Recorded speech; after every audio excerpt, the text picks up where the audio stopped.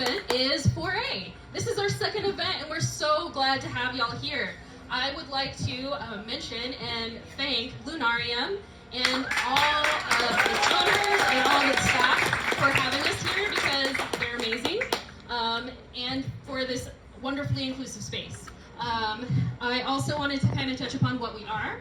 Foray is an organization that works with local creators of many different kinds and multiple disciplines to work with local businesses to have events like this for free and for all ages, so that we can enjoy stuff without always having to purchase a ticket. But we also want to support our creators, so we're looking into the future, trying to work towards more ways to support our creators. So again, thank you for being here, and we're hoping to continue all of these events and have a lot of fun while doing it.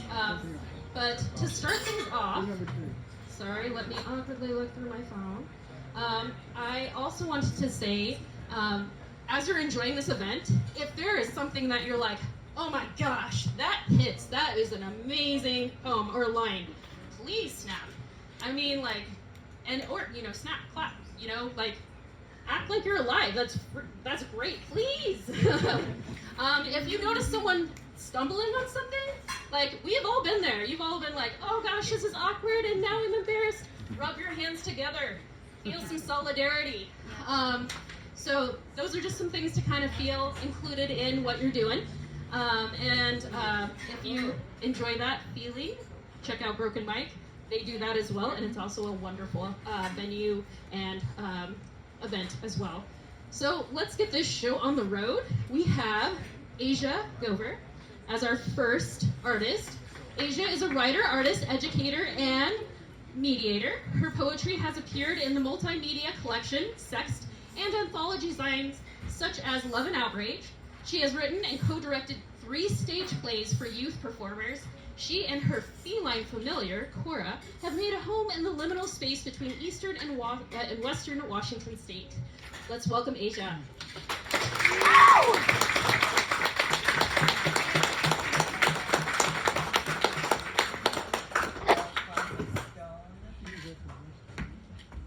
Hey everyone.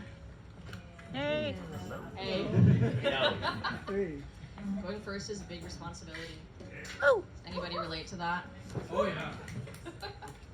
I love how packed this room is. This is amazing that you guys are all out here to hear poetry and music and prose and a piece of paper falling on the ground, and whatever else it is that you guys came out here for. So give yourself a round of applause.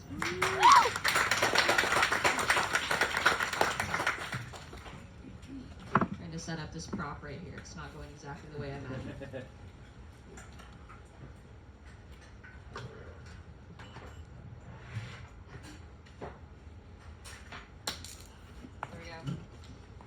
Okay, so I won't jabber too much. I'll get into my poem. This concept of this poem is a journal poem, so it spans 24 days. Every day I wrote a micro poem. So what I'm going to do is for each of these day poems, I'm going to hold up this sheet that says what date it is, and I want you guys to read back the day that it is to make sure that we're all counting and we all know what day it is. But it's not going to be the same day as today. It's going to be days in the spring, which is the time we wish it all was right now, right? And at the same time, just to make it extra complicated, there's some visual art behind me. I'm going to reveal the first piece now. Thank you for those oohs and ahs. All right. This poem is called Countdown. Ready? May 12. The space is getting thicker every second, from hills of fluffy comforter to wooden door, behind which your deep tone echoes. And the last time I watched your back, 2 hours late to SeaTac. And now when I call your name, no response. Just like my real journal. You guys are inside of my real journal. All right. May 11th. Paper bag packed, I write with the juicy green chisel tip. An adult conversation that I don't know how to start. No greeting card to say congratulations and farewell at the same time.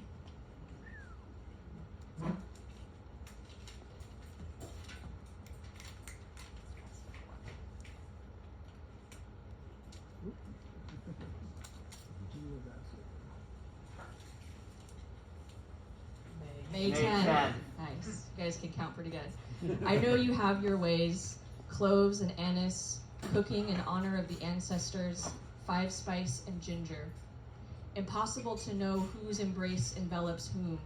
Steam and salt fill the room.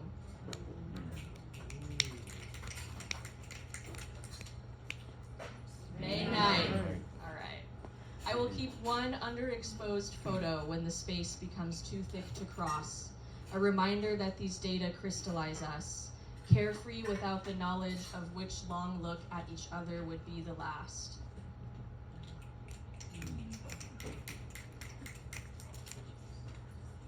May 8th. May 8th. Creme brulee my shoulders. I'm out at sea searching for serenity. Caught between 3 waters, I was praying for direction. Nimble fingers clip lilacs and dream of more strands to twist.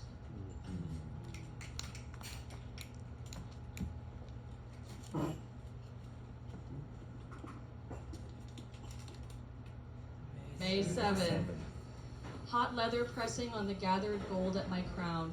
The S40 sunroof a portal into which I twist up the very last strands. Entanglement. Braiding my hair while we do ride or die shit.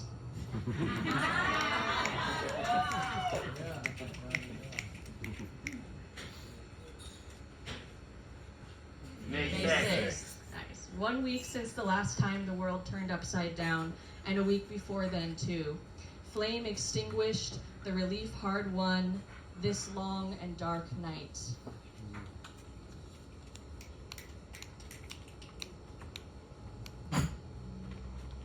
What's going on back here?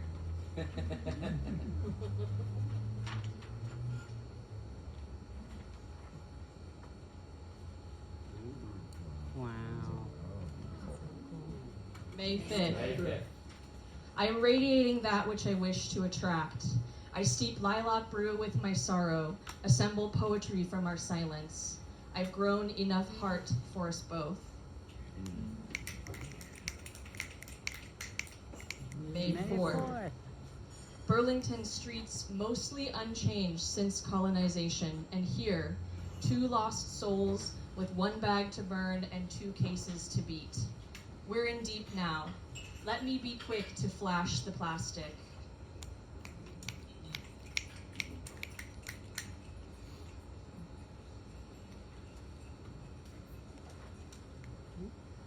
May 3rd.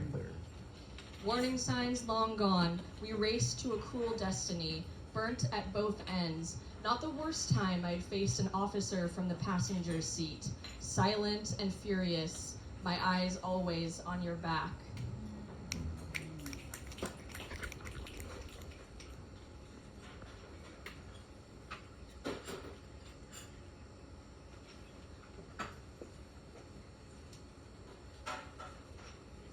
May May 2nd. 2nd. Lilacs outside my window, and my hands weaving arrangements from the bounty of the earth. I left flowers at your doorstep. Heaven left a rainbow at my back door, a promise of quiet in chaos.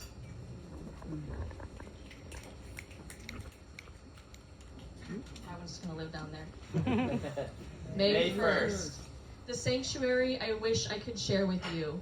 Turquoise water, rooftop gardens, silver and glass, a black cat curled up in bed. I'd take the fall if I could, a welcome that never wears out.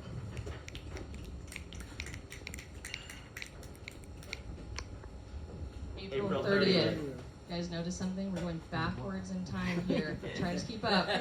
Sleep and work come in shifts. Racing up and down I-5. Now chasing my needs, now chasing yours. One woman is almost enough to deliver you from cell to safety.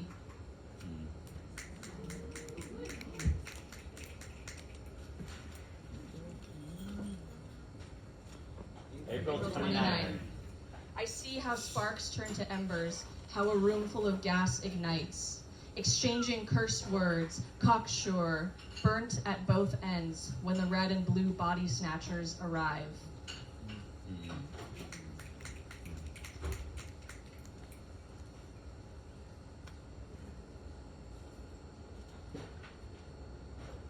April 28th. I must take the plunge to find out exactly what the heck kind of game we're playing. Been long enough since I hardened the eyes. My left hand met with a fist. The last roller coaster click.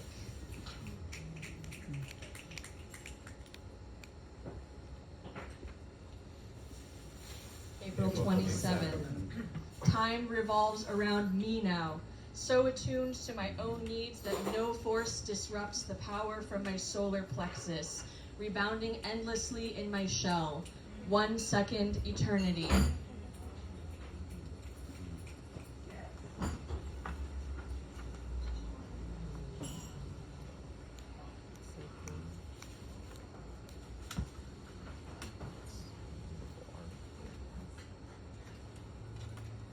April 26th. A long and dark morning sees me free to rest, the warmth bubbling, a curse that racks the muscles, crystallized flame clawing through my core, this paradoxical peace.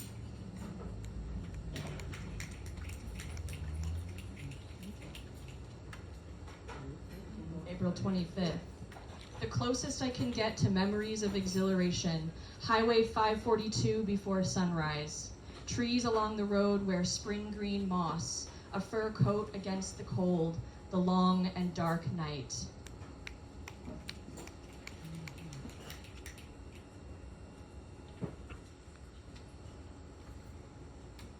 Just like my real calendar, I don't know where I am.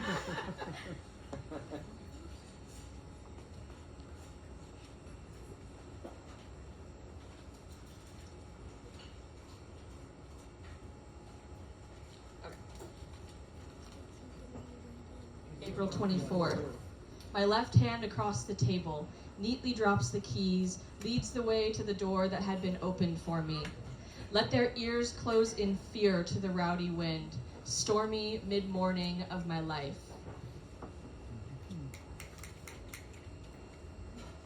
April 23rd.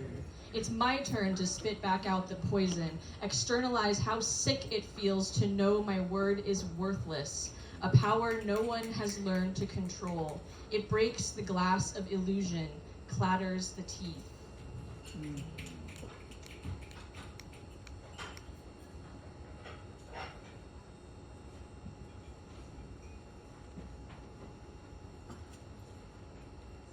April 22nd. So I'm standing behind this counter and a scorpion is poised to strike. A total stranger bent on rising the tide of crisis. And it's all I can do to harden the eyes, smooth the ripples of heat in my glassy guise.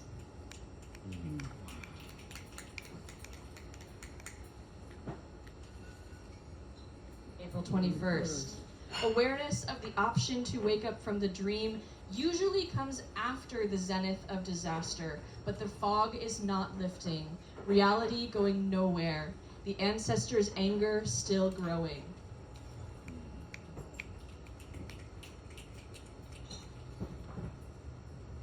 April 20th.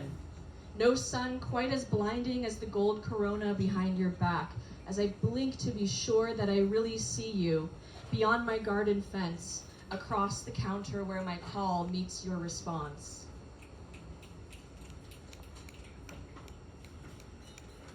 This is the last one in this particular series called Countdown. This is from April 19th. With the space getting thicker by the minute, I must admit I'd rather burn at both ends and hear your name when I call than to fear the spark and hear nothing at all. My name is Asyia Gover, and that was Countdown. Thank you very much.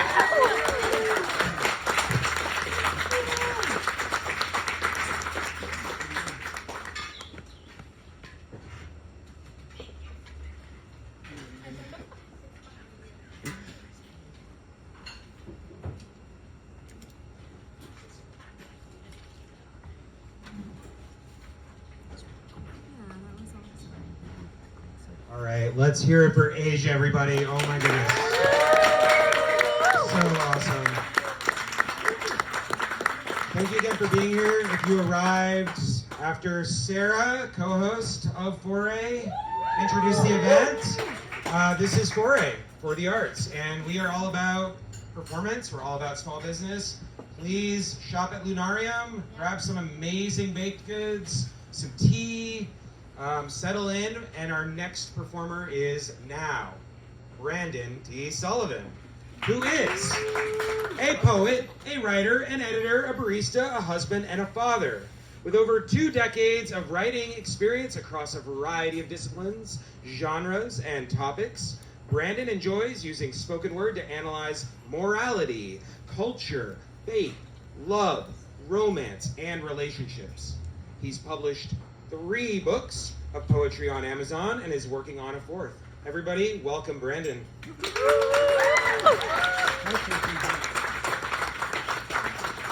Thank you. All right, so I have some poems here to pass out. You can keep these. Take one and hand it around. These are not the poems I'll be performing, so if you get distracted with me, what I'm saying, at least you'll still be reading me. I have 3 books for sale. If you like what I read, come talk to me after. I'm going to read 3 poems. The first one is called Animalistic. So here we go.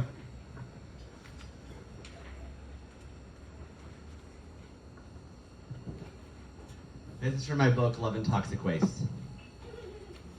So I had a neighbor who was from the planet Xark-Fabulacron. You know the one. In the Arcturus Prime Nebula? Yeah. Anyway, one night he said to me, Brandon, inside every flup was his species, you see. Inside every flup live 2 grickles. One grickle is good, kindness, love, humility, benevolence. The other grickle is evil, envy, lies, greed, arrogance. I stopped him before he could continue. Earth has something similar, except in our version, it's 2 wolves, symbols of the battle between good and evil in the hearts of all people. Whichever one you feed is the one that wins. Bob's expression was graven. Yes, Bob. Look, just because he's from Xark-Fabulacron doesn't mean he can't have a normal name, all right? That's offensive. In any case, I had a problem with the stories of the wolves and the grickles. I said, first off, Bob, a plump wolf is a slow wolf. Now, keep that in mind when you picture a starving wolf. Eyes bulging, lips curling, he will do anything to feed. He'll attack a grizzly bear, so why wouldn't he rip out the good one's throat? Plus, I don't just have 2 wolves locked in this rib cage. I've got velociraptors, chameleons, I've got lions. I have a zoo inside of me. I watch like a hawk with eagle eyes who wouldn't even hurt a fly because he's letting sleeping dogs lie as they let cat after cat out of the bag on a wild goose chase. Bob opened his mouth to speak, but I cut him off. Hold your horses, Bob. I'm as busy as a bee, mad as a hornet, opening a can of worms to wolf down the butterflies in my stomach like I'm a pig-headed guinea pig headed for a barrel full of fish I'll shoot until the holy cows come home at a snail's pace from the rat race in this dog-eat-dog world that also happens to be my oyster. And none of these beasts are domesticated. Even if I could let the good wolf feast, I fear the evil one may have a closet full of sheep's clothing just so he can pull the wool over my eyes. So how am I supposed to keep this wolf at bay if I can't even recognize him? Maybe I'm the boy who cried wolf, because there's just me, alone, howling at the moon. When I finished, Bob looked like he was in pain until his chest exploded and a grickle with its arachnid appendages crawled from the gore, carrying the severed head of another grickle. Huh. I guess it wasn't a metaphor. Thank you.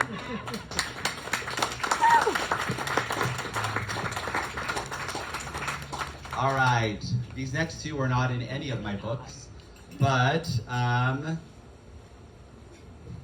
this first one is called Why of the Storm. I have died 7 times confronting natural disasters.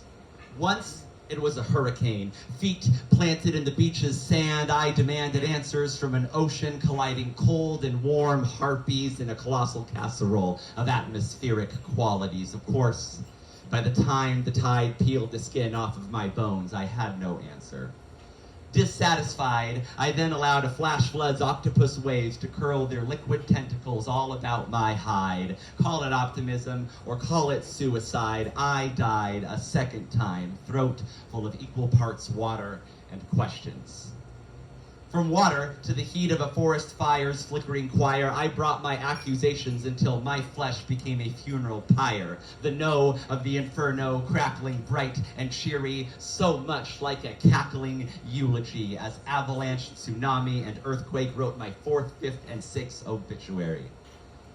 I know this isn't personal against humanity, for Mother Nature did once fling down an asteroid to fossilize 1,000 species, the entire branch of an evolutionary tree shorn off like it was nothing. So all of my questioning is but pointless self-righteous posturing against the mindless, heartless, will-less force of apathetic entropy.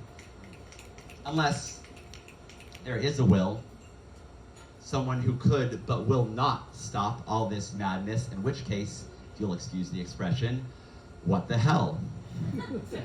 And just like that, my righteous fury is reignited, my list of questions as long as eternity.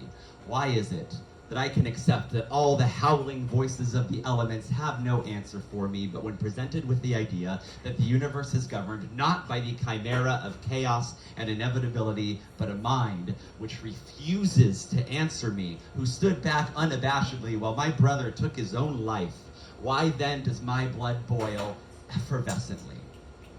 After all, if I had divine power, I would not ask the hurricane a thing before commanding its winds and rains to cease. I would sucker punch the flash flood, feel its blood sing upon my knuckles. I would save 1,000 brothers like mine before the darkness in their minds ate them alive. And while I'm sure most of us would do something like this, how quick am I to assume my will would be so compassionate when Hiroshima bears evidence of what humanity can do with a couple of atoms to rub together? So what exactly makes me think I'd do better if given all of them?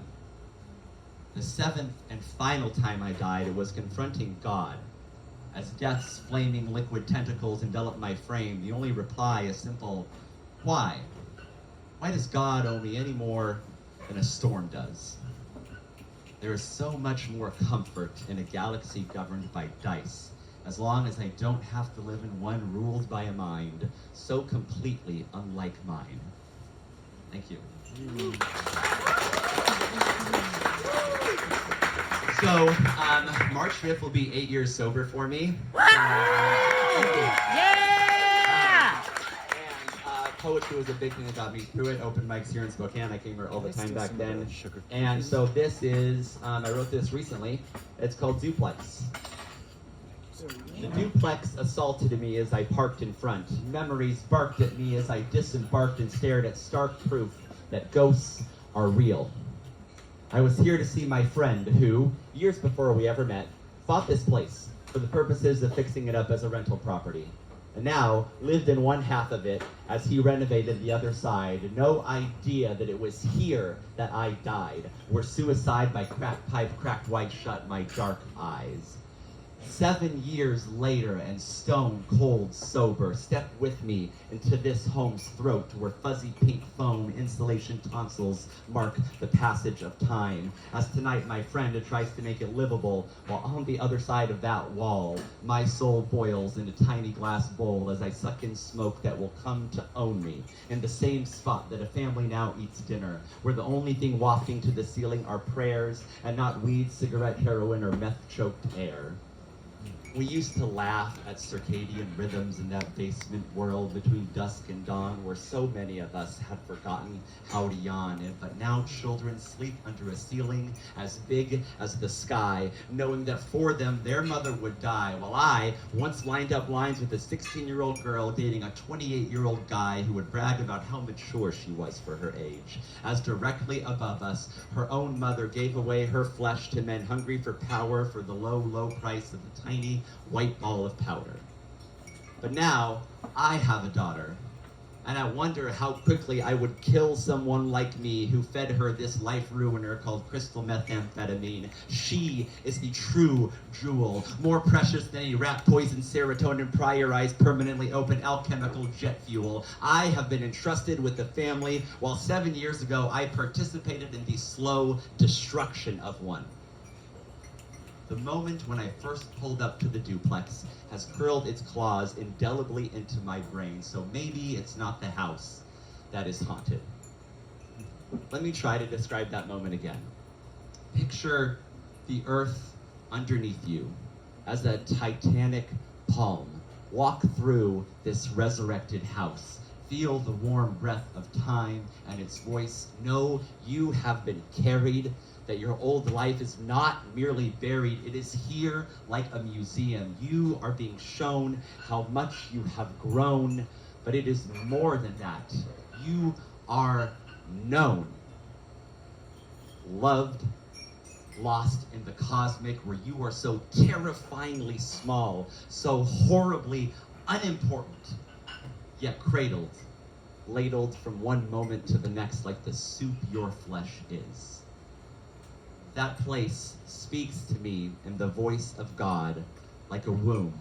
I can sense the life that envelops me just on the other side of skin called sky, and I, who have never been so fragile, have never been so sure that as long as I am held, as long as the walls of this world keep breathing, I am safe. Thank you.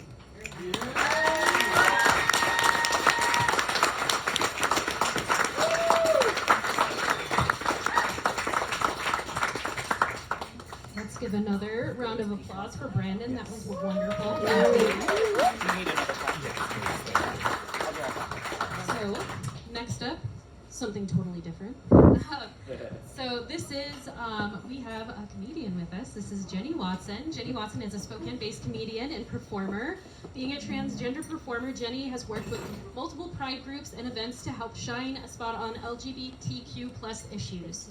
As a part of Family First Entertainment, Jenny has been able to share her story all over the Spokane area as well as shows in Idaho.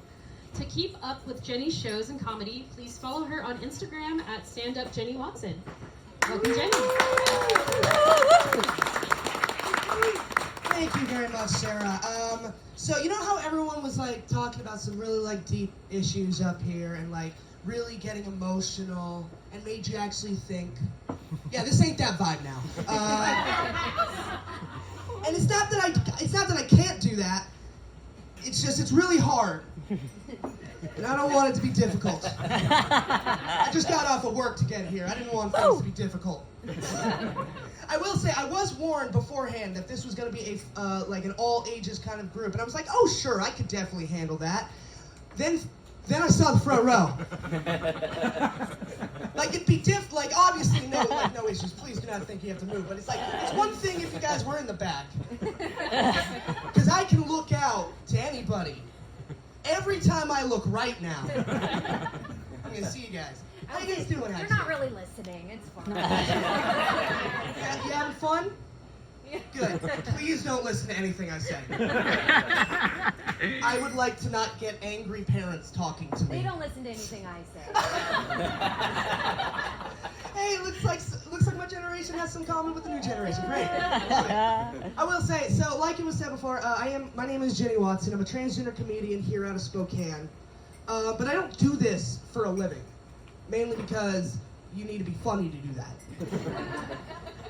So this is my side gig, but I do have like a full-time job. I'm actually curious, what do you do for a living, if you mind me asking? I am a paper pusher. You're a paper pusher. Hey, you know what? That's still honorable. You're still doing something. You're probably helping a lot of people more than I am. You wonder what I'm doing? You wonder what I'm doing for a living? Tell me. I sell adult toys to pervs. Whoa! I said don't have them listen, I swear. In all fairness, I got permission to say that sentence. But yeah, I work at an adult store, which it's a nice job. I don't get paid a lot, which is not that fun.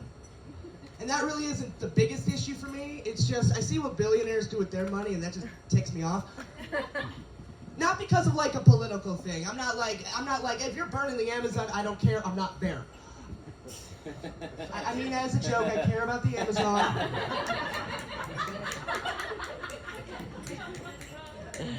I do. I don't donate to anyone that's destructing anything.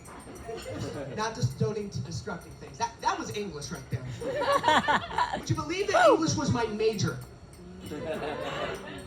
I never said I graduated. It was just my major. But it annoys me seeing what they do with their money, because like they do the dumbest stuff with it. Like they're launching each other into space and like fighting each other in the Coliseum, drowning in the ocean. That was the first time I heard someone like do a bark cheer to that. Like I've said that joke a few times. I get a different reaction every time. That was the first like, woo! I like your energy. But it's like, yeah, if I'm a billionaire, I'm not gonna be like scheduling myself for the scuba dive of death. I already know what I'm going to do with that money if I become a billionaire. And I feel like everyone in here will agree with me. This is a genius idea. So let's write this down. I'm going to finally become a superhero. Exactly. I'll be the in real life Batman. Just call me Battrans. That'd be great. Imagine my theme song as I'm running across the rooftops, just da-na-na-na-na-na-na, estrogen. Yeah. Instead of throwing batter eggs, I'm just throwing cancel tweets. Take that, JK. It's like my Batmobile's not gonna be like gas powered or electric. It's gonna be a hybrid. My friend told me I shouldn't say that joke, but I didn't listen, but I'm glad I didn't. That was funny. I wouldn't be wearing all black. I'd be wearing an outfit that like was the trans pride flag, you know, to represent. I wouldn't blend into anything, but still. Imagine a henchman walking by and just seeing me on a gargoyle, just like, heck is that? You know we can see you, lady. I think everyone can see you. I'm the knight, shut up. I look fabulous. Plus, I just want to do that mainly because I really want to replace Christian Bale in the Dark Knight trilogy. That'd be so funny. For one, the voice would make a heck of a lot more sense. It's like, I do the femme voice throughout the day, and by like 9 o'clock, I also sound like the Dark Knight. I also want to do that because I feel like some of the lines in that movie would be a heck of a lot more funny with me saying them. Like, I'm imagining some of those scenes. Like, is anyone here familiar with the Dark Knight trilogy? Yeah. All right, awesome. You know that one scene with the henchman? And he's like, oh yeah, what's the difference between you and me, huh? What's the difference between you and me? I don't need pads. I feel like we might be running the line, but I'm glad we're liking the energy. I would like to be able to return. That tea was really good. I just need another excuse to be here. Seriously, what was that tea that I got? I'm just curious. I have to shell out one of the teas. I cannot remember. Who was the one that? I think it was like sage mint or something like that. Yeah, I think that's what it was. Sage's wisdom. That sounds right. Lord knows it didn't give me any wisdom, but it gave me energy, and honestly, that was some great tea. They're letting me perform. I have to show out the product. It's the least I could do. Look, I don't like it either, but we're in capitalism. They gotta get red pill. I get it. I appreciate you dealing with my bull crap, though. I really do. You might notice I do a lot of transgender jokes, mainly because I can't forget about it. I'm not gonna wake up one day like, crap, where'd these boobs come from? No, I know where they came from. I grew them myself. Homegrown breast. Oh gosh. But I'm not originally from here, so I didn't always get a chance to like express myself growing up. I'm from North Dakota originally. Wait, do not clap. Someone just tried to clap. No, shut that down. I might be from the Midwest. I might like my ranch like I like everything else. But I did not like living in North Dakota. You wanna know what you do in North Dakota? You drive for 12 hours looking at the same field. Oh my gosh, look at all the colors. There's yellow and paler yellow, and I think that's a giant cow. That's it. That's all there is in North Dakota. But one thing that I was able to do while living out there in high school was I was in drama club. What a shock. Like, let me put it this way. If you're in drama club, you either have one of three things. You're part of the LGBT community. You have a chance to perform, like you have performed, like on musicals and stuff. Or you have issues that revolve with your mom or your dad. Good news, I got both mom and dad. I mean, that should be kind of obvious looking at me. I don't think I've met a trans person that doesn't have some sort of parent issue. And that's not me trying to be stereotypical, because I've got evidence. I can say it, don't worry, you can laugh. Okay, I'm kidding. But the reason I bring that up is because one of the things that I was able to do was I actually was cast as a woman in high school, and that was really fun. But everything has to have a catch. The costume involved a corset, which wasn't the issue at the time. It was when I had to try it on. At the time, I was not just in drama club, I was also in a theater class. Now, everyone that was in the theater class, they were not in this play. They were there for the free credit. And at the time, I didn't go by my first name, I just went by Watson. What a shock, I didn't like my first name. That's why I changed it. But during that class, she brought out the corset and was like, okay, everybody, so because we're doing our costuming class right now, we need to know how to properly put on a corset. Watson, could you stand up real quick? Yeah, you're gonna put this on. And she made me put that corset on in front of my whole class. And she's basically she's like treating it like a medieval peasant moment. Like she's putting her foot on my back. I can't breathe. I'm standing there like. My teacher's like, so how do you feel, Watson? Bad trans. That was my origin story. How much time we got? Okay, I can throw in one more joke there. Living in Spokane, I haven't had to deal with too much transphobic stuff, which is shocking because, like, you can spit and hit Idaho. You'd think it would happen more often, but it hasn't happened. The only time it happened was when I was working at Walmart. Now, I didn't work for Walmart, I just worked at Walmart. I was selling the phones there through their electronics counter, but I still worked around the electronics associates. I got to know their names, I got to know their preferences. Heck, I got close to some of them. I'm pretty sure they know my blood type now. Which, side note, if anyone at your work is asking for your blood type, run. They have bad plans that you do not want to be a part of. That's the one thing you can listen to, kids. That's just good advice no matter what age you are. I'm not lying.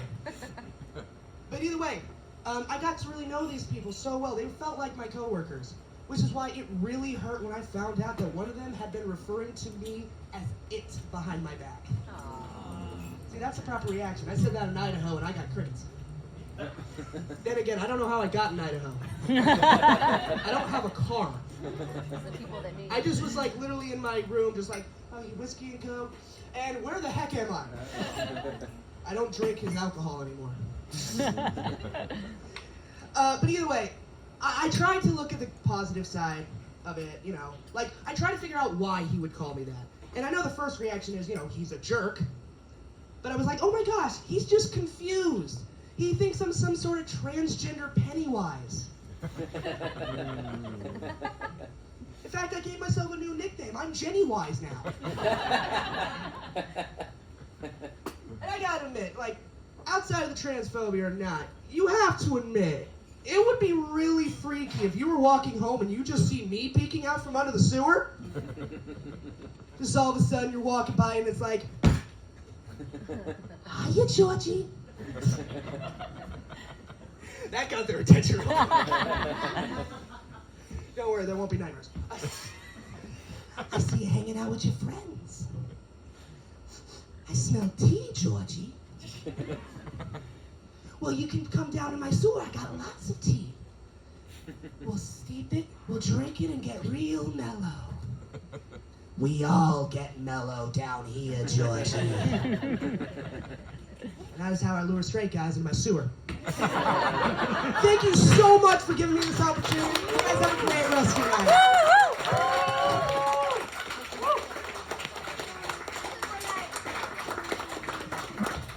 Keep it going for Jenny! Amazing.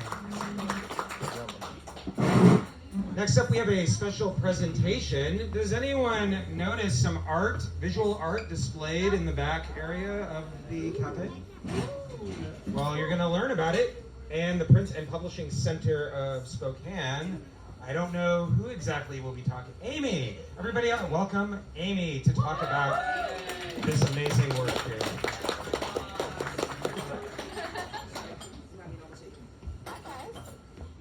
First of all, welcome to Lunarium. I'm half co-owner, and other owners they're hiding. So yeah, we're just super happy to invite all you guys and host this event. Super fun. But I wanted to talk to you about something else we're involved in. If you haven't had a chance to go, Spokane Print Publishing Center is a local nonprofit that has all of the goodies if you're into any kind of printmaking. So relief printing, etchings, a lot of typesetting.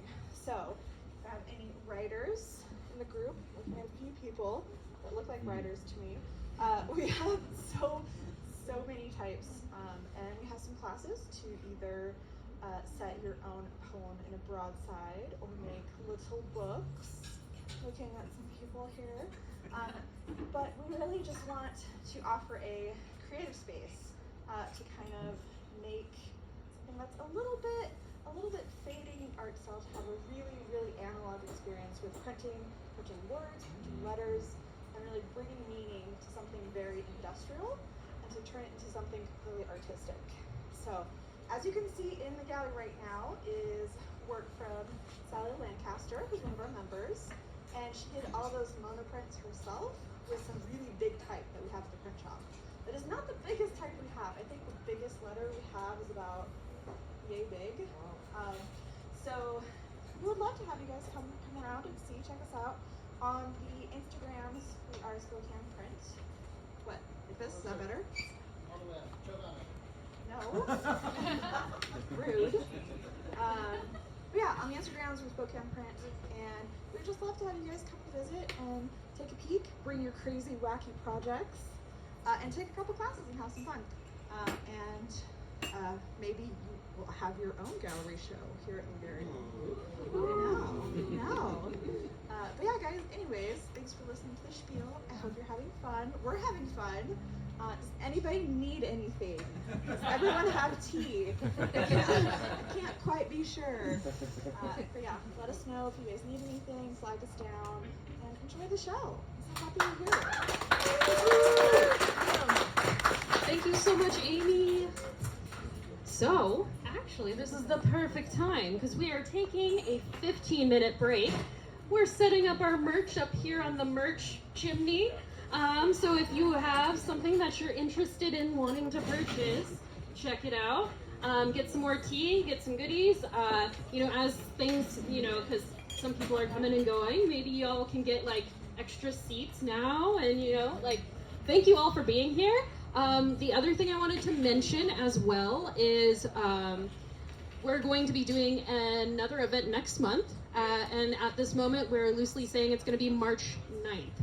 So follow us on Instagram or on our Facebook page to know when the next event is happening, and also just thank you all for being here, but take a short break, communicate with each other. If you want to talk to one of the performers and tell them how awesome they are, because they are, this has been great. And it will continue to be. Please do. Thank you so much, and enjoy.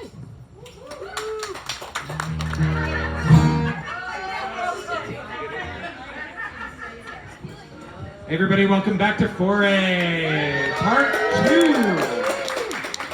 Thank you all for sticking around. A couple quick announcements before we dive in, and I'm digging the reverb. You were right on about this reverb. Yeah, so every single Monday, with only a couple exceptions, Bijou on South Hill is the home of the Speakeasy open mic. How many of you have been to that Speakeasy? All right, cool. So please stop by. It's a cocktail bar. They also have coffee. They've got really good mocktails as well. And it's a really chill environment. I describe the venue as the Cheers of poetry. Pretty much everybody will know your name. And it's really inclusive and inviting, and it almost always breaks down into a karaoke session. So stop by 7 to 9-ish every single Monday. Another thing is, how many of you like to write things? All right, cool. How many of you have ever wanted to or have successfully published things? Okay, well, if you're interested, my name's Greg, and I run a small press, just started last year, called Carbonation. It's based here in Spokane. The second book just released. We are having a wide variety of titles published all year long. They include poetry, they include prose, they include visual works, they include weird, genre-less things that people don't know what to otherwise do with. So if you're interested in getting your work a home, please reach out to me. Carbonation is here to stay. Now we have our next feature for Foray, Jake Tyler, everybody. Jake Tyler is an artist in the Spokane region of the Pacific Northwest. He specializes in spoken word poetry and some slam. He is a musician and songwriter. A lot of his visualizations stem from a mix of raw empirical data and ethereal underpinnings. Poetically, he has no solid influences. As a musician, he has influences, such as Stevie Ray Vaughan, the Allman Brothers, Led Zeppelin, and Alice in Chains. Everyone welcome Jake to the stage.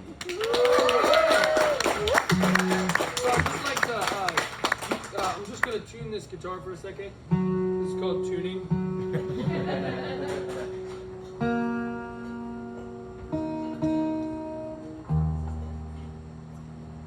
And what I'm doing is I'm tuning to a frequency known as 528 hertz.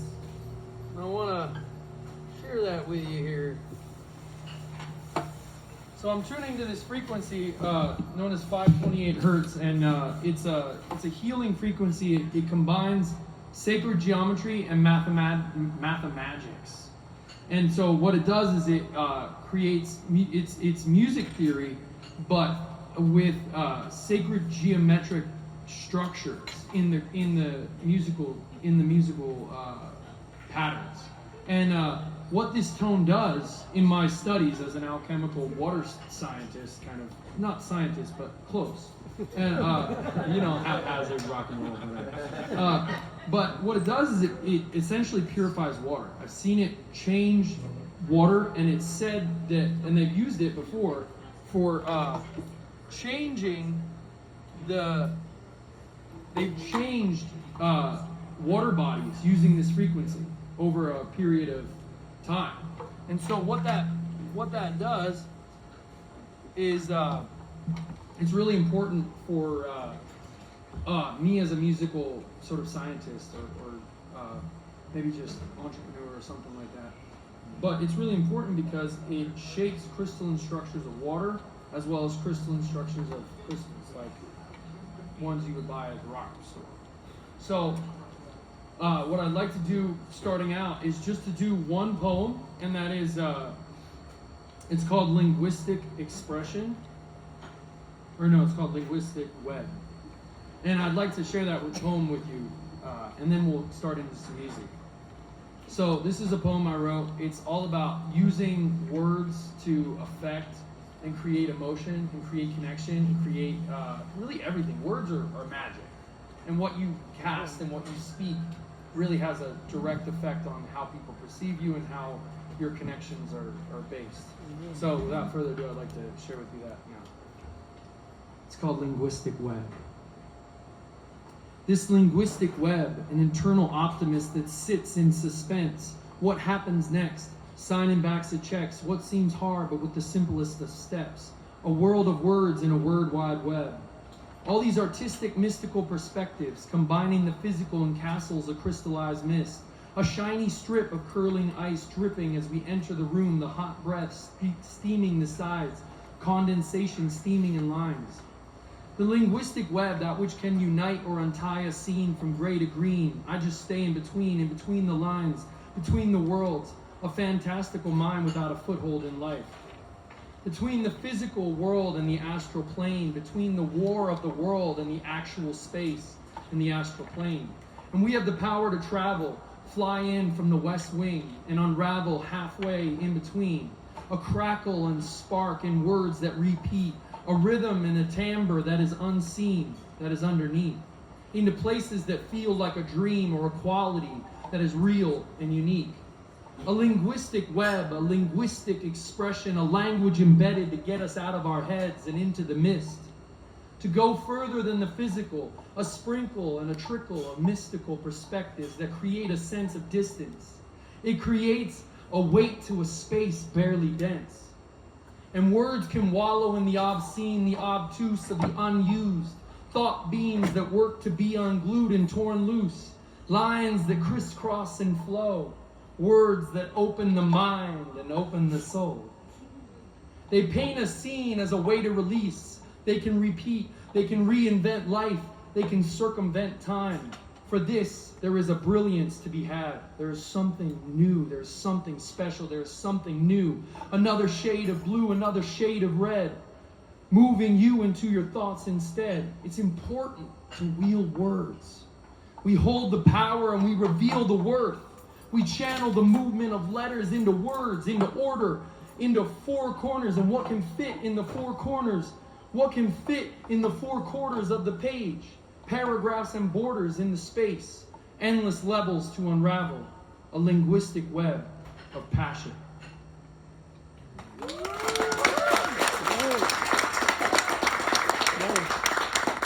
If you guys don't mind, I would like to do one more poem. And this one is a very near and dear poem to mine, and I'd like, I know I have my guitar, but I think it's important.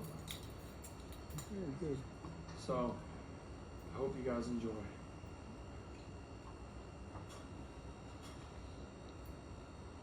Right here. It's called Lunar Prince. The lunar prince moves within me, the moon and the emotions that seed. Lunacy begins when you disconnect from the source, remove the rings, collect yourself from the storm and remove the wings. It seems you do it to yourself. It seems you do it to yourself. Crystalline nymph like a storm with crystal strings that sings. Like a lunar prince that moves in his planet. Moon king moving within me, emotions infusing my steps and cool blue that clings to my heart when I walk and where I step and where it's kept. In a shallow silver tone coldness, a sepia tone color palette lining my clothes and chest. I'm emitting a swarm of specific emotions, all circling me, and at times, the moon, it moves me towards apathy, an energetic protection against the path I lead, protecting that which bleeds through, emotions that move to the surface, turning and twisting in the thick of it, transforming and changing before I can pick which one. I have so many emotions that coast on the surface and then dive underneath. And under each of these covered sheets, underneath is a depth that can't be seen. Emotionally discreet, and perchance I access the words and phrases needed to move forward and through. And though under each emotion is a depth, there is an iceberg under the windswept waves, and it slowly moves from my moon to the surface. The lunar prince moves in a string of thoughts that cling to my open mind and heart. It's a lexicon of phrases and expressions dancing at dawn with the sunlight rays again and fusing the words in some type of way just to start the day. An extension of arms and feet in a pose that is flattened or soft, rigid or submissive, animating each little bits and pieces. Now the lunar prince makes sure I make moves, never backing down and to stay loose. On my feet, equipped with quick wit, ready to act swift when the time it hits. The lunar king ruling with puppet strings, pulling the pendulums and plucking violins. To set in motion a silent serenade of emotions. And each thought, like a clock, clicking into place. Crease not like a rope tensing or untangling from a tension on the strings. Strings that are dangling in the fray, cinching on thoughts that are trying to play, pulling back or having restraint.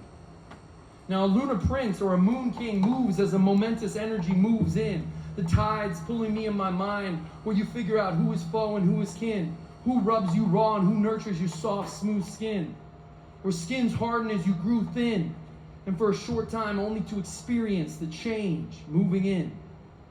And a lunar prince that moves in sync with his emotions, a moon king with blue and pink sunsets, or red and black sparking storms and gale force winds. The moon king can be both. The lunar king is both, and as such, caught up in the divide.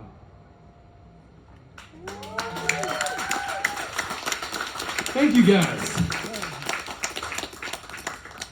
So the next one I would like to do is music.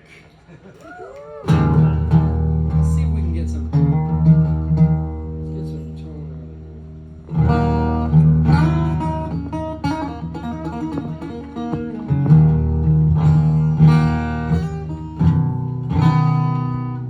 I want to do a song called not He Doesn't Need a Microphone. I would like to do a song, This Blue Eagle, and it's about a dream I had. Essentially, a blue eagle in dream interpretation is that which is the earth. A blue eagle with pale blue eyes is in the dream. And basically, this blue eagle was flying above a vat, 300 or so miles wide, of all of the ocean's reserves. And it was just the remains of the rest of the oceans in a giant vat, like a giant titanium vat that held all the ocean's reserves. And I know it sounds dark, but hear me out. This pale blue eagle was flying, and I was with my friend in this dream, and I was on a tower overlooking the water, and sort of like a guardian. And I was looking at this eagle as it was flying, and I remember in the dream I made the context that it was Earth. It was the representation of Earth. And what happened was a black dragon with red eyes comes and attacks it, and it drops into the deepest parts of this 300-mile wide vat of the ocean's reserves. And so me and my buddy jump in, and I dive all the way down to the very, very bottom, and I tried to save it, and all I found at the very bottom of this vat was trash. So I'd like to play that song for you now. It's not bad, like this is just a dream, right? But the idea is that there is an urgency to this. There is an urgency to stand up and be something and stand for something, and do it for the earth, and do it for the people, and do it for the connections, and do it for the experience. So I'd like to play that for you now. You know I saw this blue eagle in my dreams. Ooh, yeah. Oh, you know I saw this blue eagle in my dreams. It seemed to speak to me all about mankind.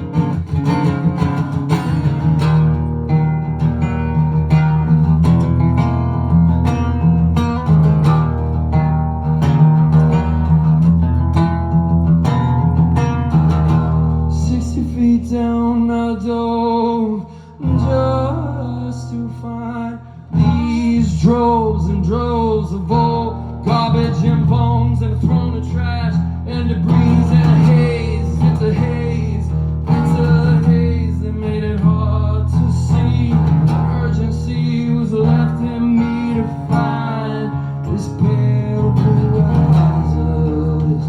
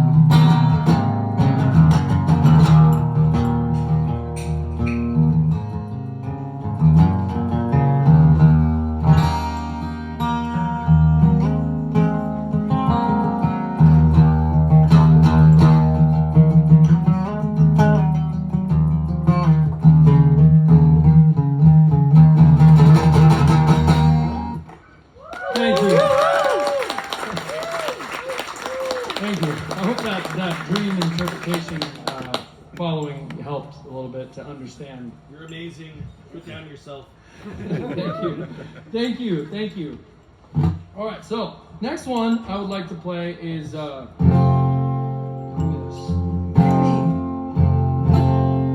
I would really like to play some with some poetry so I can really kind of get funky on it, and I would really like to.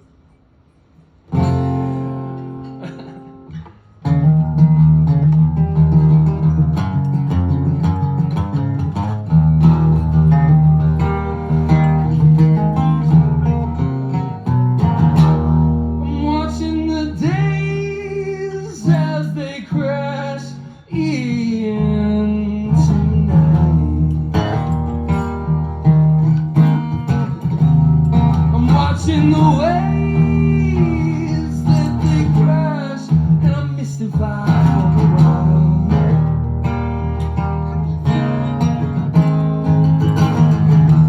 Watching along the stone wall, finds out my eyes. I know that I'm drinking tonight.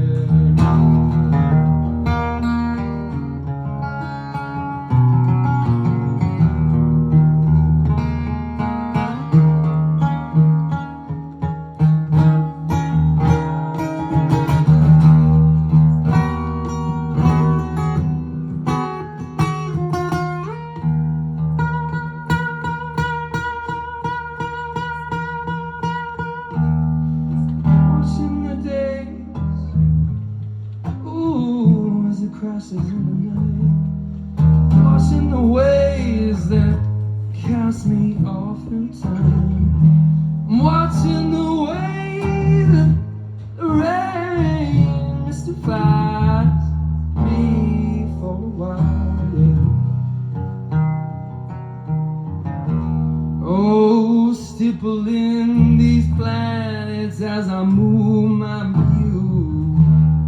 The untethered and the wild, you know that it's the child within. They're moving me just to find out just who I truly am.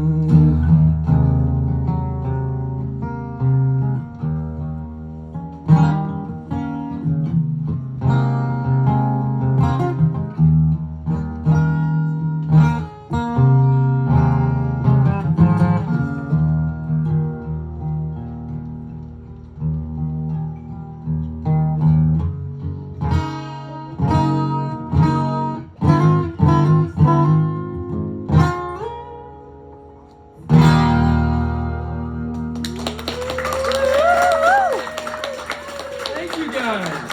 Thank you. Thank you. I appreciate that. Now we're gonna drop D. Yeah.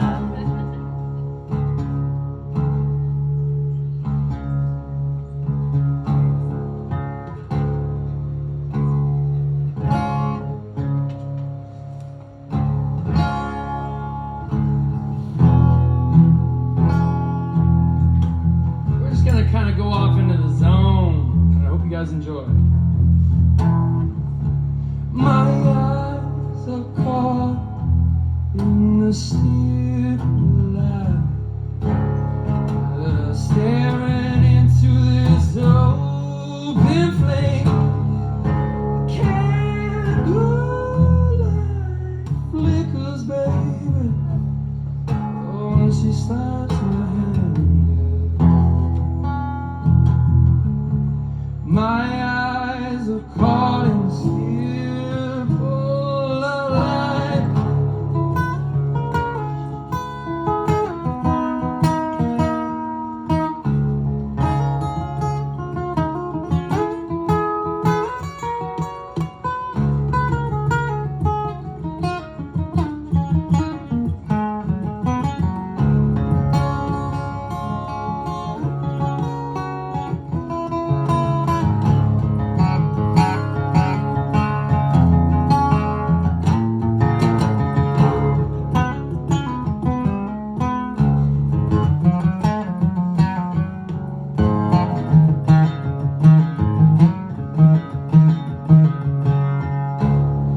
My eyes are caught in still light, on north from the days as it crashes into night, and I'm watching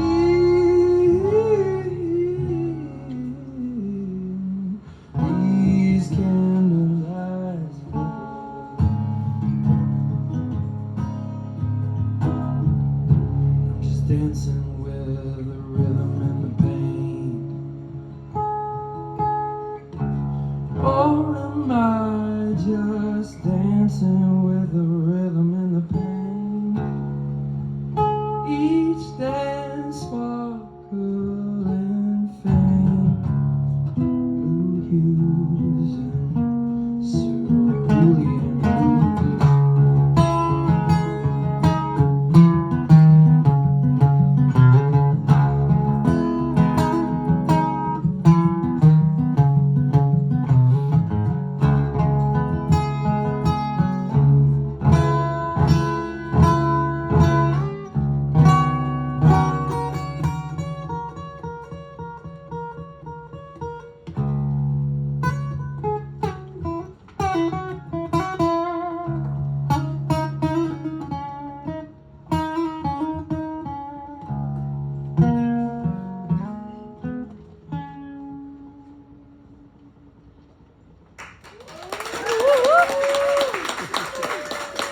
Thank you. Now, I don't know how much more time we have, but one more is great. Yeah. Let's go.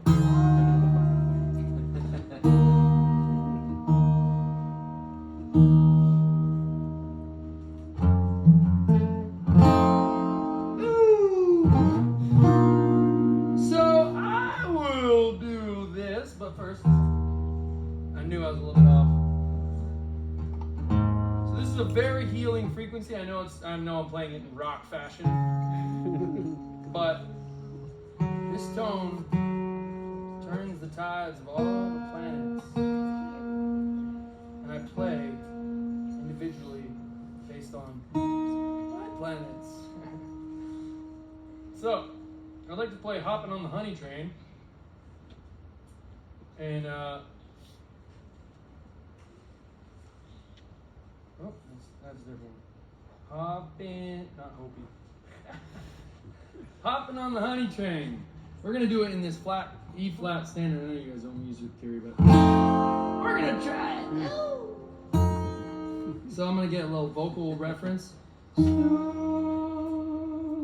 Okay, let's try it. 1, 2, 3, 4. Stop to play. Oh yeah.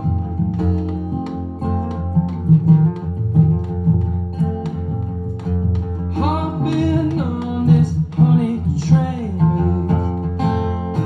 Why you watching all the same? Smooth and breezy, yeah. Smooth and breezy, yeah.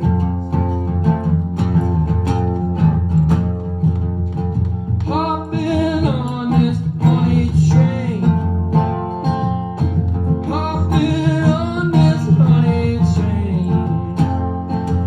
'Cause we're slicing the paper with the light fingertips. Is it just me or am I just flipping? 'Cause I'm slicing the paper with the light fingertips. Is it just me or am I just flipping the script? Can't you see us hopping? Can't you see me hopping? Can't you see us hopping on this honey train?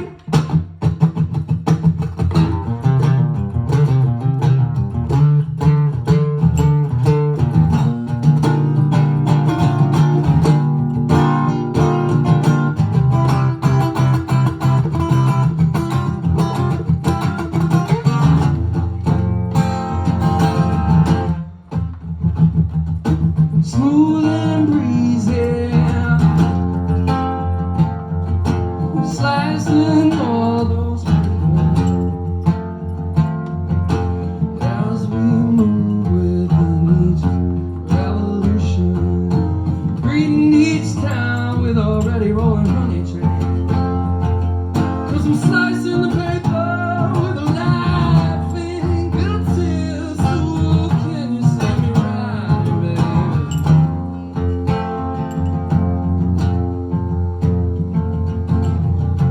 Oh, smile on a buddy's face as he hops on this honey train, babe. Ooh. Now, why does he hop on the honey train?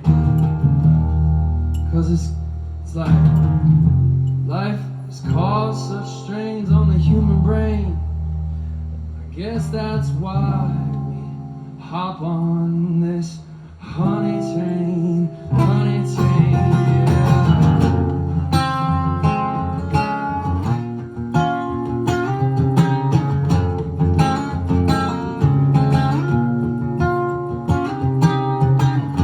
Honey, can you feel this organ rain smiling down on your face, as these organ stones, oh, they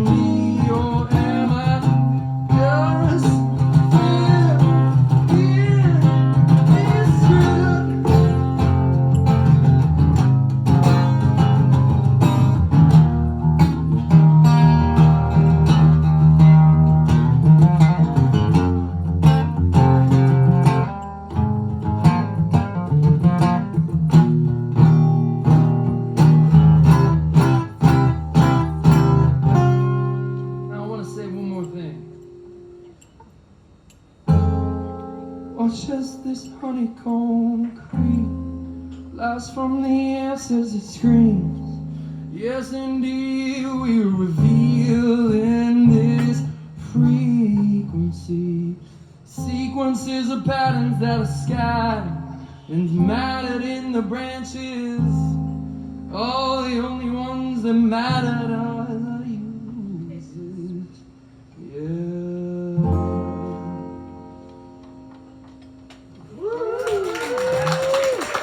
Thank you, guys.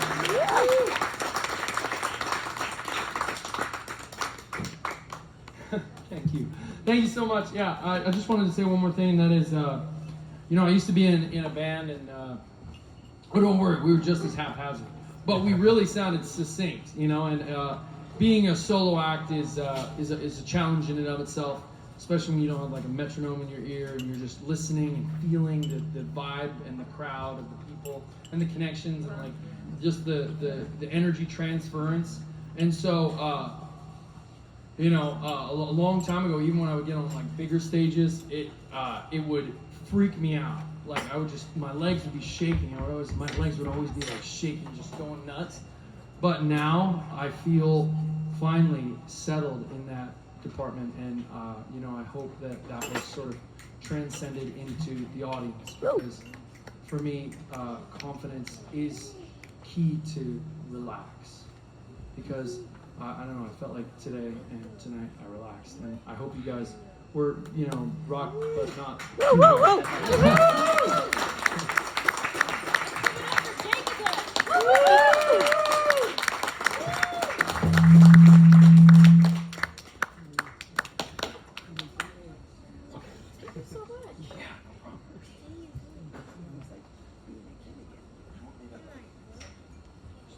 Is it alright if we just continue to use it? Do that. So now, Oh, hey, it might be off. It's on. is it not on? Maybe use the other one. Well, we'll use the other one then. Patience while we have random technological issues. I wish I had like the Monty Python, like. Oh, it's probably just turned off. Oh, no worries. We'll just do this one so then we don't get the extra feedback. Ain't no big. Oh. Hello. Now that we're all on the same vibe. Thank you all for being here.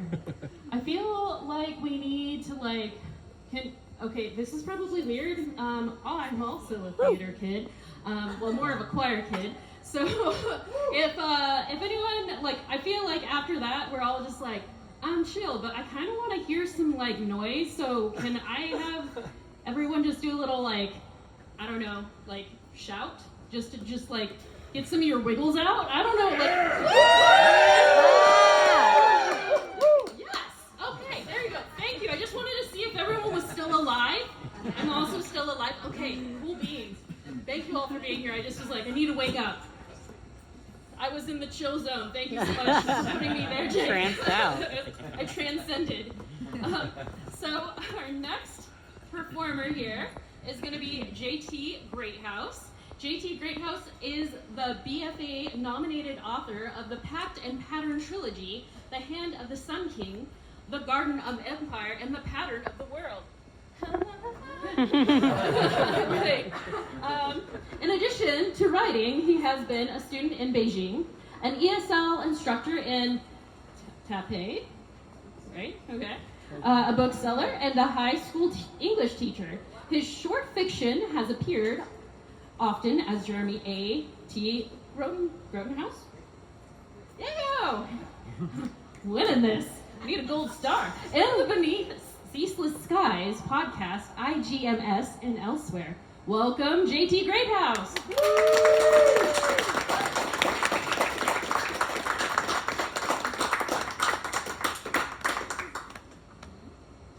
Hello. Can you hear me? Yep. All right. Do you want me to turn it off? I don't really care. As long as everybody in the back can hear me fine, I think it's all right. Yeah. Okay, cool. I think we're good. So, whoa. Now it's getting kind of reverby. So I'm going to read a story from this anthology, Weird Sisters by Scablands Books, Lilac City Fairy Tales, Volume 3. This was published about 7 years ago. It was a really cool project that was run by Sharma Shields, who's a local author, and a few other local authors. Woo Sharma, she's great. But they were doing this series to benefit the Spark Center when it was first getting going, and as like a fundraising effort. And they were publishing lots of local authors.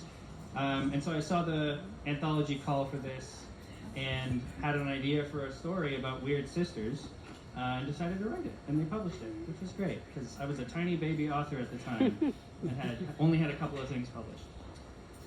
So this is Her Silver Chains. Ava, go and feed your sister. I adore my sister when she is herself, but I tremble at my father's words. I go on stitching a button eye to my rag doll and pretend not to hear him.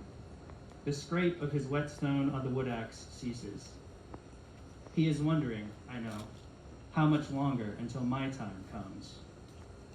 Eva! Yes, Papa? I pull on my coat and plunge into the winter cold. A pail waits just beyond the door. Frost clings to the sour meat within. My nose wrinkles, but not so much as it does in summer.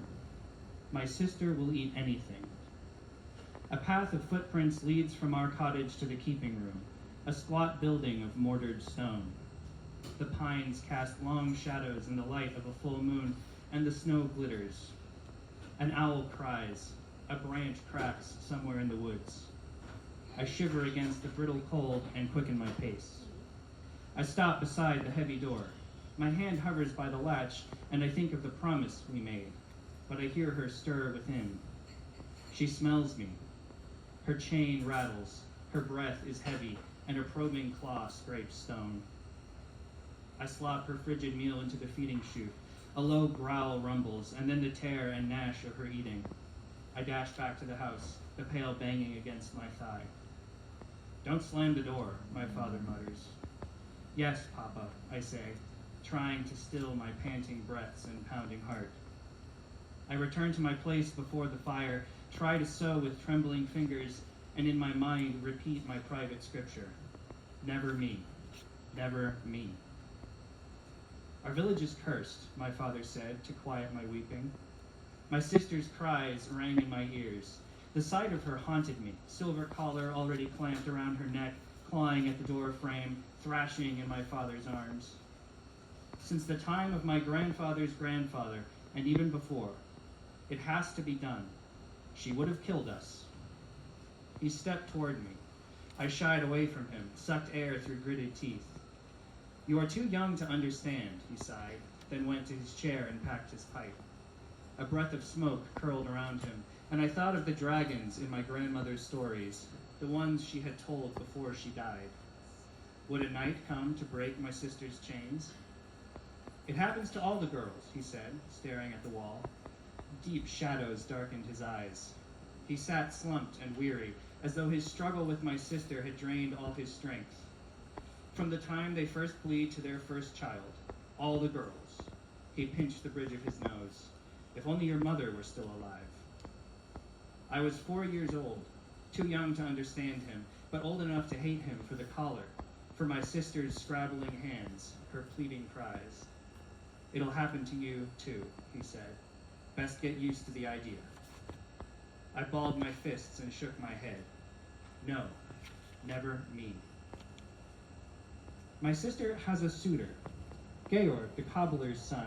He is tall and aspen thin, with a wispy beard and eyebrows so blonde they disappear. He will be my sister's salvation, and my father's. They are to be wed this year, before my change comes. Ava, my sister says, while my father bids Georg goodbye beyond the door, will you do it this month? Her eyes are cold. How many months have passed since we agreed to run away? Shame burns my face. I study her shoes. You have Georg. I don't want him. She is still staring. I can feel it. His breath smells of tobacco and rotten apples. You promised, Ava. Her hand clamps around my fingers, squeezes so tight I fear she'll crush them. It was only a story, Clara. The last story my grandmother told, of the old woman who lived alone in the forest with no man nor any child. Then you shouldn't have said anything.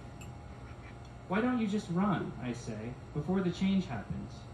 She glares at me. Why don't you? Because we are weak and small, and the men of the village will hunt us down for fear that word of the curse will spread. They have told us as much. They would rather kill us than risk the king's men coming down with torches and silver arrows and hard faces, ready to leave no tainted soul alive. We sit in silence till father comes back, looking happier than I have seen him since our mother died. One of his daughters is engaged to be married. Half of his trouble will soon belong to another man. He looks at my lap and frowns. Aren't you getting old for dolls? Your sister was younger than you the first time, my father says when he returns from chaining Clara. His eyes are sorrowful, as they always are on nights like this. You'll go out once your sister's wed, whether you've bled by then or no. When he sleeps, I take his axe and creep from the house, careful to let the door glide quietly on its leather hinges. The latch is hammered iron, and too complicated to be opened by claws. But there is no lock. It only opens from the outside, and who in their right mind would release a virgin under the full moon? Darkness waits within, broken by 2 points of yellow light that hover in the black. A low growl rumbles from my sister, and she pads toward me, her claws clicking on the stone floor. Her chain rasps and she grunts. I feel the warmth of her breath, like a dog's. My heart thunders. My legs quiver and my arms can barely hold the axe. I want to flee, to run back to the warm shelter of my father's arms. But I know, he cannot protect me from fate. He was the one, after all, who tied the chains. Never me. I reach out to my sister. She sniffs my hand, eyes me warily. I'm sorry I waited so long, I say, tear-choked. 3 blows of the axe and she is free. For a taut moment, she stares back at me, yellow eyes unblinking. She steps forward and I backpedal, but she nuzzles my shoulder. She remembers. She is herself, the same Clara underneath. I scramble onto her back, curl my fingers tight in her fur, and we are free. Of course, they come after us. We are too dangerous wild. Hoof beats and frantic shouts echo between the trees. My sister's sides heave, and her feet churn the glittering snow. I cling tight to her and whisper encouragement, but in the pit of my soul, I know there is no old woman, no cottage, no cure, and I want to give up, to go back to the warmth of my father's arms. My father and his silver chains. No, I whisper, never me.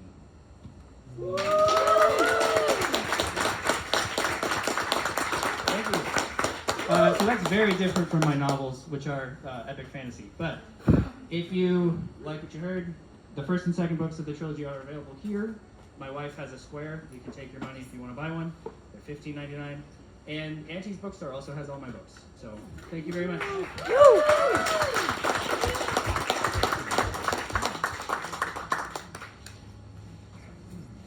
Let's hear it again for JT. How's everybody doing? Good? Good? Good? Good. Falling asleep. All right, so our next feature this evening is Jules. Is it Dietrich? The Divine Jules Dietrich. Yep. Divine Jules Dietrich. The Divine Jules is a queer disabled artist with a passion for interactive performance art and more. She is also the goddess mother who started the Spokane burlesque scene too many moons ago by bringing her New York flavor and plethora of exciting talents. She enjoys connecting with people and showing them the beauty that is both inside and outside of themselves. You can find this unique gem on her Facebook and IG at The Divine Jules. Everybody, welcome.